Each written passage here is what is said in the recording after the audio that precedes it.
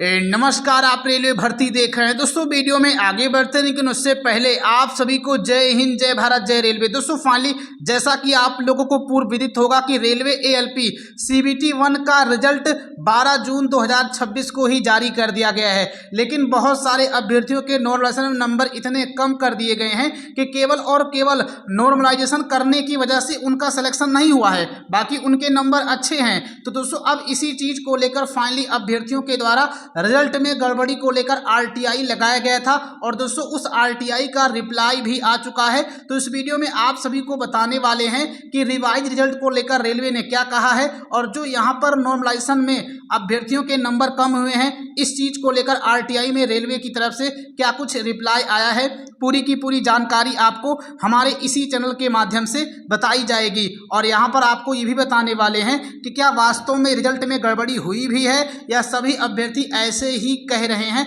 सभी जानकारी आपको इसी चैनल के माध्यम से मिल जाएगी। इसकी परीक्षा 13, 16, 17, 18 फरवरी को संपन्न कराई गई थी। दोस्तों यहाँ पर जब रिजल्ट आया था तो रिजल्ट आने के बाद बहुत सारे अभ्यर्थी हमारे पास जो है कमेंट कर रहे हैं कि रिवाइज जो है रिजल्ट आना चाहिए सर। आगे यहाँ पर दोस्तों देखेंगे इनके द्वारा ये कहा जा रहा है कि एक ही भर्ती में इतना अंतर कैसे हो सकता है, 30-30 नंबर तक का डिफरेंस देखने को मिल रहा है। इसी तरीके से अभ्यर्थियों के द्वारा कमेंट किया जा रहा है और सबसे अधिक कमेंट जो है 18 तारीख की थर्ड शिफ्ट को लेकर के आ रहा है कि सबसे अधिक जो अन्याय हुआ है वो इन्हीं अभ्यर्थियों के साथ हुआ है।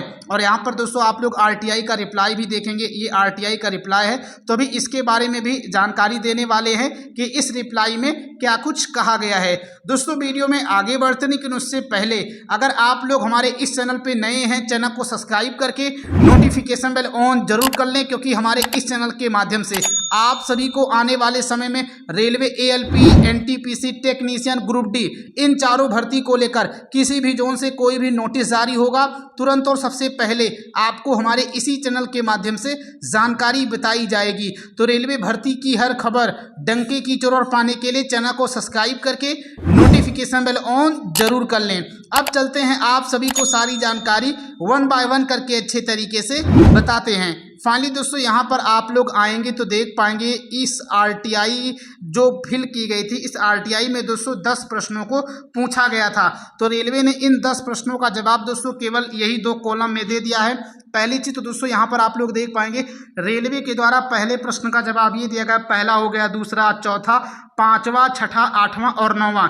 इन सभी प्रश्नों का जो जवाब है वो रेलवे ने ये दिया है कि it is to inform that the process of recruitment is under process. यानी इन प्रश्नों में जो जानकारी मांगी गई थी रेलवे के द्वारा कहा जा रहा है कि हम जानकारी आपसे शेयर नहीं कर सकते हैं क्योंकि ये अभी अंडर प्रोसेस है और आगे जैसे जैसे समय बीतता जाएगा सारी की सारी जानकारी जो आपके द्वारा मांगी गई है वो खुद ब खुद ऑफिशियल वेबसाइट पर आ जाएगी। अब यहाँ पर दोस्तों रेलवे ने दूसरे कॉलम में ये दोस्तों तीसरे प्रश्न का, 7वें का और 10वें प्रश्न का यहाँ पर जवाब दिया है और इसी में दोस्तों एएलपी के रिजल्ट को लेकर भी जानकारी दी गई है। अभ्यर्थियों के द्वारा दोस्तों जब रेलवे से ये सवाल किया गया था कि आखिर नॉर्मलाइजेशन में किसी अभ्यर्थी के एक ही शिफ्ट में कैसे 30-30 नंबर तक बढ़ सकते हैं, तो किसी से उसी शिफ्ट में एक ही अभ्यर्थी के कैसे घट सकते हैं। तो रेलवे इस चीज को ये कह रहा है कि हमने 4 नवंबर 2024 को एक नॉर्मलाइजेशन का फॉर्मूला दिया था और उसी फॉर्मूले के आधार पे एएलपी सीबीटी 1 का जो एग्जाम कराया गया था 16, 17, 18 फरवरी के आसपास, उसी का दोस्तों वही नॉर्मलाइजेशन फॉर्मूला प्रयोग किया गया है।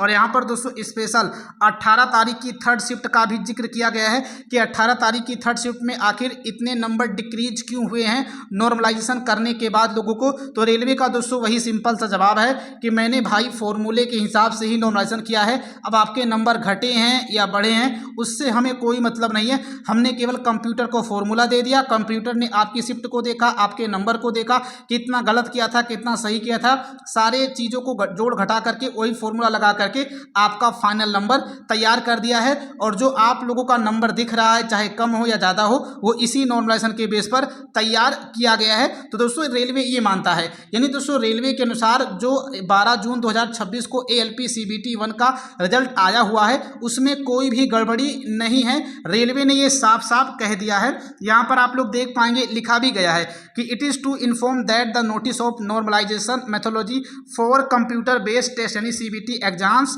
For all employment notice number has already been uploaded of official website RRB Ranchi. तो रेलवे का दोस्तों साफ साफ कहना है कि रेलवे के द्वारा ALP हो गया, NTPC, ग्रुप D, टेक्नीशियन, इन चारों भर्ती पर या इसके अलावा जितनी भी भर्ती निकाली जाती हैं उन सभी भर्तियों पर रेलवे के द्वारा जो 4 नवंबर 2024 को जो फॉर्मूला शेयर किया गया था उसी दोस्तों वैसी फॉर्मूले का प्रयोग किया जाता है और उस फॉर्मूले को जो है रांची जोन की ऑफिशियल वेबसाइट पर अपलोड किया गया था। तो यहाँ पर वही जानकारी दी गई है। लेकिन दोस्तों सवाल अभी भी ये है कि क्या रेलवे नॉर्मलाइजेशन करने के बाद मैनुअली किसी अभ्यर्थियों का नंबर बढ़ाता है, किसी का कम करता है? मैंने दोस्तों खुद देखा अभ्यर्थियों का डेटा, अभ्यर्थियों ने मेरे पास खुद अपना डेटा भेजा, स्कोर कार्ड भेजा और उसमें दोस्तों बहुत सारे अभ्यर्थियों का नंबर जो है अच्छे खासे हैं, 62, 64, 65 नंबर तक हैं। और अगर रेलवे उनके नंबर को कुछ नंबर बढ़ा देता तो उनका ALP CBT 1 में हो जाता, क्योंकि ALP CBT 1 का जो मुख्य परीक्षा या जिससे सिलेक्शन होता है उसमें नंबर तो नहीं जोड़े जाते। तो रेलवे ये तो कर ही सकता है। और मैंने उसी शिफ्ट का देखा कि बहुत सारे अभ्यर्थियों के नंबर जो है 53 हैं, 54 हैं, तो रेलवे ने उनके नंबर को बढ़ा के 72 कर दिया, 73 कर दिया।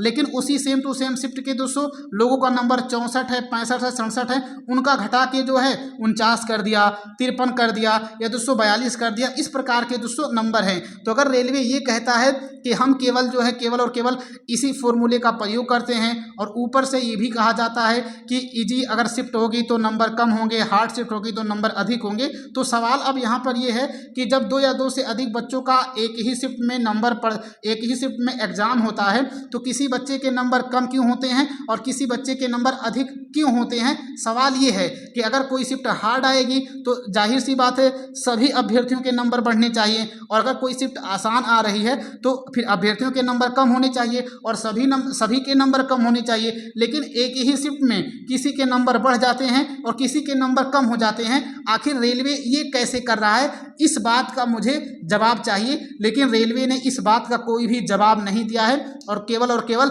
बचने की कोशिश की है। तो दोस्तों यहाँ पर आप लोग देखेंगे रेलवे के द्वारा दोस्तों ALP हो, किसी भी बहाली की कोई प्रक्रिया हो, बस इसी फॉर्मूले पर दोस्तों नॉर्मलाइजेशन किया जाता है। और दोस्तों ये RTI जो है 15 जून 2026 को फाइल की गई थी और उसके 3-4 दिन के बाद ही इसका रिप्लाई जो है आ गया था। तो यहाँ देखेंगे, बाकी यहाँ पर भी जानकारी शेयर की गई है। 12 तारीख को आपका रिजल्ट आया है और जैसे दोस्तों रिजल्ट आया तो ये चीज़ें जो है मेरे सामने 1 या 2 दिन के बाद ही निकल के आई, क्योंकि अभ्यर्थियों ने नोटिस किया कि जो है सबसे अधिक जो ये 18 तारीख की 3rd शिफ्ट वालों को ही नुकसान हुआ है। क्योंकि दोस्तों आप लोग जानते हैं कि टेलीग्राम पर जो है सैकड़ों की संख्या में ग्रुप बनाए गए हैं, तो उसमें जब अभ्यर्थियों ने अपना डेटा इसी तरीके का शेयर किया तो उसमें सबसे बड़ी कॉमन चीज़ यही आई, 99% अभ्यर्थी 18 तारीख की 3rd शिफ्ट वाले थे जो इससे सबसे अधिक प्रभावित थे। खैर आप लोग इसके बारे में क्या कुछ सोचते हैं कमेंट ज़रूर करें। बाकी RTI के माध्यम से रेलवे ने अपना पलड़ा झाड़ लिया है कि रेलवे ना तो रिजल्ट में कोई गड़बड़ी मानता है और ना ही रेलवे कुछ करने वाला है। तो यहाँ पर मैंने आप सभी को इस चीज़ के बारे में पूरी जानकारी बता दी है और आप सभी के डाउट को RTI के माध्यम से दूर कर दिया है। बाकी रेलवे की तरफ से ना तो अब कोई रिवाइज रिजल्ट आएगा और ना ही कुछ अन्य चीज़ें होने वाली हैं, सब कुछ RTI में क्लियर पहले से ही हो गया है। और अगर आप लोग हमारे इस चैनल पे नए हैं, चैनल को सब्सक्राइब करके नोटिफिकेशन बेल ऑन जरूर कर लें। मिलते हैं फिर किसी नए वीडियो में। जय हिंद, जय भारत, जय रेलवे।